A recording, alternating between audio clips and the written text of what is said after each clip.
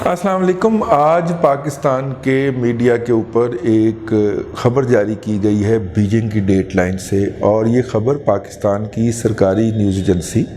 Associated press of Pakistan یعنی APP نے جاری کی ہے۔ APP کے علاوہ نیم سرکاری اور حافظ خالق صاحب کے انتقال کے بعد تو تقریباً آپ سمجھیں کہ نیم سرکاری سے بھی آگے کا معاملہ ہو گیا ہوا ہے، اور آپ اسے سرکاری سے زیادہ سرکاری کہہ سکتے ہیں۔ ہماری نیوز ایجنسی ہے NNI، اس نے بھی سیم پریس ریلیز یا سیم کانٹینٹ جو ہے وہ جاری کیا ہے، اور جس کے اندر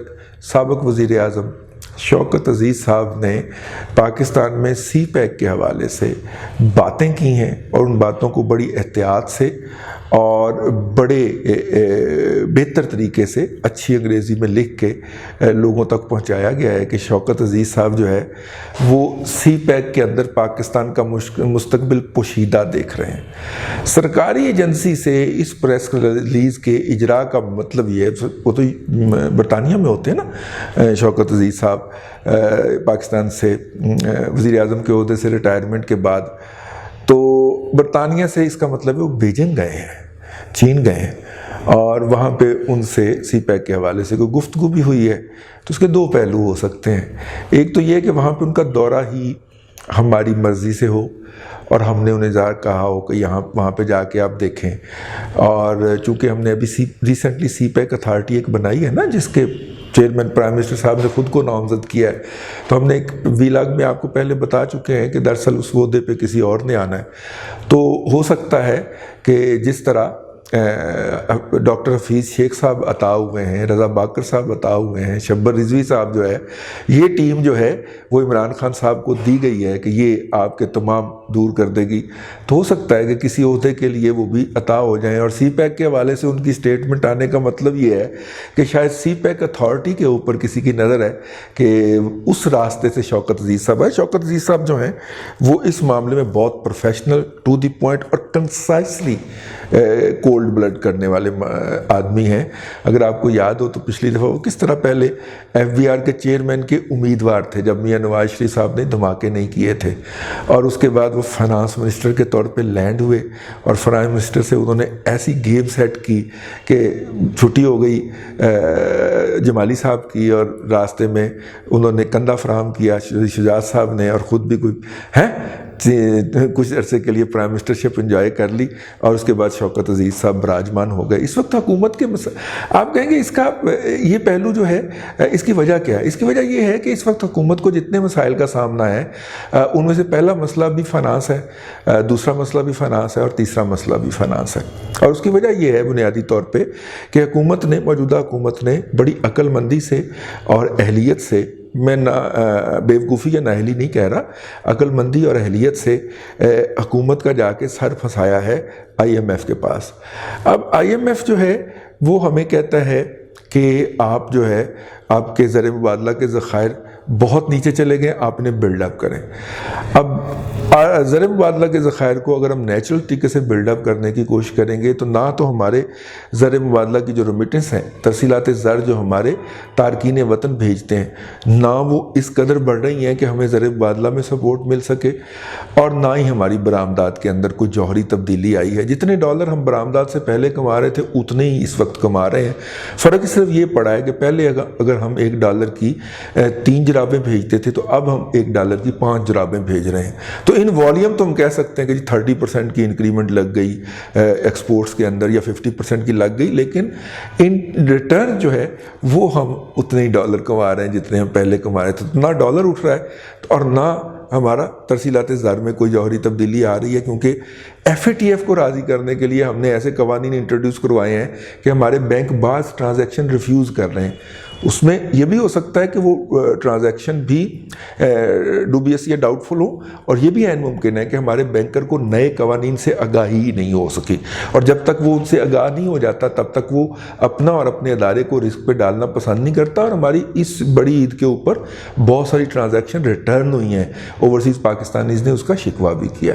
اب ایک پہلو اس کا یہ ہے کہ وہاں سے ہم نے جب ہم IMF سے،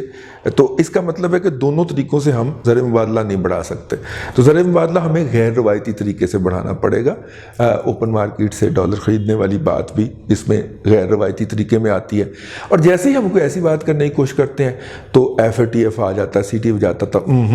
یہ تو آپ اللیگل کام کر رہے ہیں. تو انہوں نے ہمیں دونوں طرف سے جکڑا ہوا. ادھر سے IMF کی طرف سے پریشر پڑتا ہے کہ زر مبادلہ کے ذخائر تو نہیں بن سکے آپ کے, اور جیسے ہی ہم کوئی اس طرح کی حرکت کرنے کی کوشش کرتے ہیں تو FATF کا اجلاس اگلا آ جاتا ہے اور وہ کہتا ہے کہ دیکھیں جناب انہوں نے اتنے جو ہماری شرائط ہیں اس کے اوپر عمل نہیں کیا.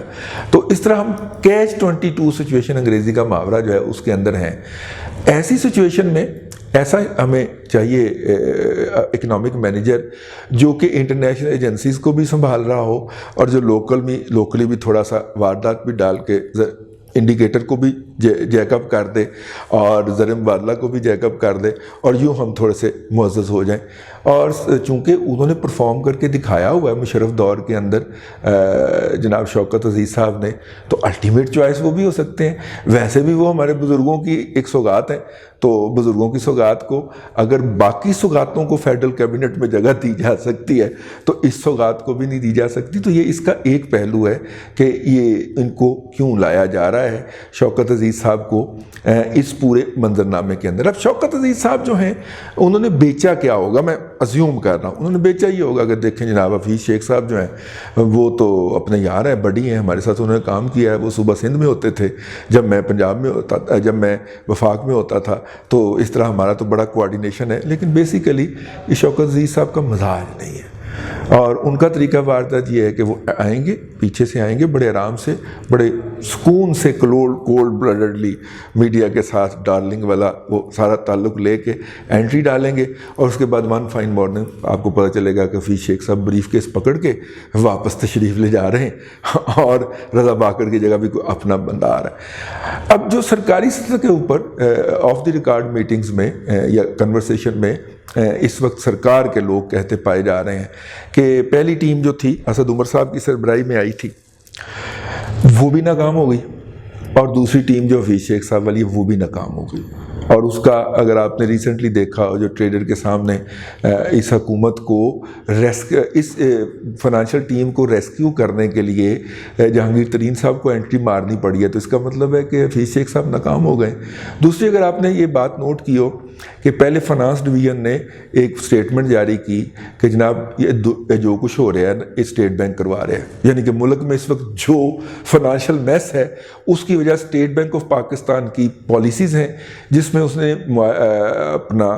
اکانومی میں سے سرمایہ نچوڑا ہے. یہ کس نے کہا؟ یہ فنانس ڈویژن نے ایک باقاعدہ آفیشلی سٹیٹمنٹ جاری کی. اگر آپ نے دیکھا ہو تو کل آ گئی, وہ پرسوں رپورٹ آ گئی اسٹیٹ بینک آف پاکستان کی سالانہ رپورٹ. انہوں نے کہا کہ یہ ملک کے اندر جو بھی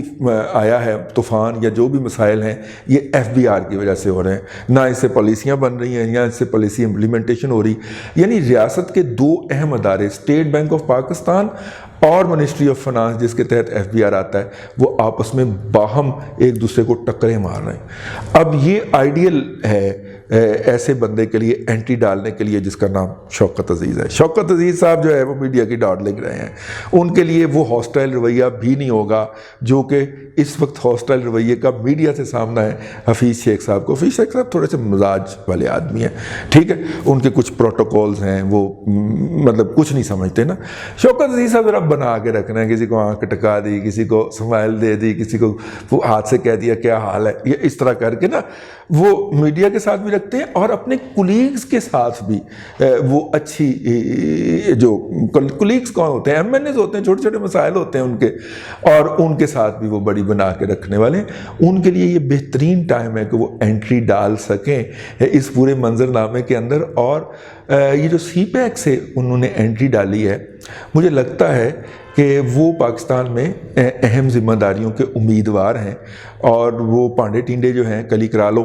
والا حکا لگاتے ہوئے نکل آئے ہیں کہ اکانومی ٹھیک کروا لو, इकॉनमी ठीक करवा लो, इकॉनमी ठीक करवा लो, और इकॉनमी नहीं चल पा रही। इस वक्त तक पाकिस्तान की हुकूमत ने 2 टीमें आजमा ली हैं। उनके इस तरह सरकारी सरपरस्ती में इस तरह के बयानात जारी होने का मतलब ये है